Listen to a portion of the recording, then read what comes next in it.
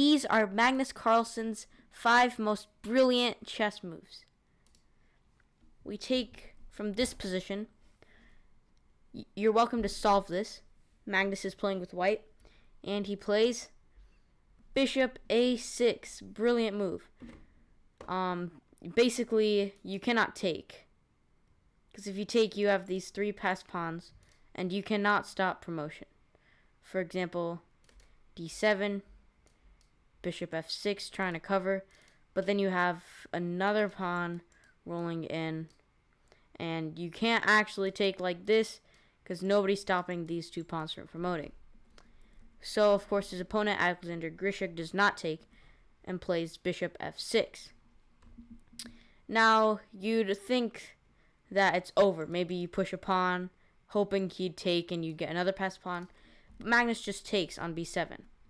And he's like, I got 3 passed pawns. Nobody can stop me, not even your extra bishop. And the game goes on with c6, rook b6, and the quiet move, rook c1. It's even better than c7, which after rook c8 can be a bit hard to promote these guys. But he just played,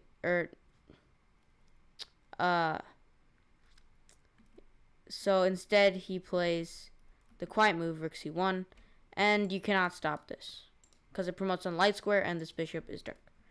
Okay, so the next brilliant move was here.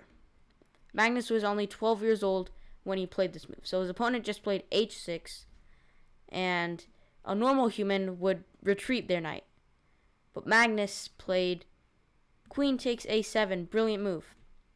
With the point being, if you take, then I take your bishop, and you're forced to block with the queen. And at the end of this, there is knight f7 with a fork, and this knight's gonna get out, and Magnus would be up a piece. So his opponent doesn't take, and instead moves to rook. And this is where the third brilliant move is. Queen takes b8 anyway. Knight takes, then rook c8, king d7, rook takes rook.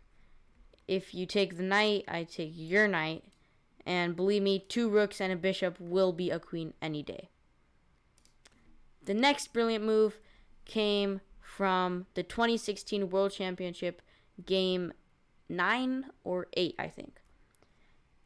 And this is probably one of the most brilliant moves to ever be played in a World Championship game. Here, Magnus, with the white pieces, plays the brilliant queen h6, with the point being, if you take the queen with the pawn, rook f7 is mate. If you take the queen with the king, then rook h8 is mate.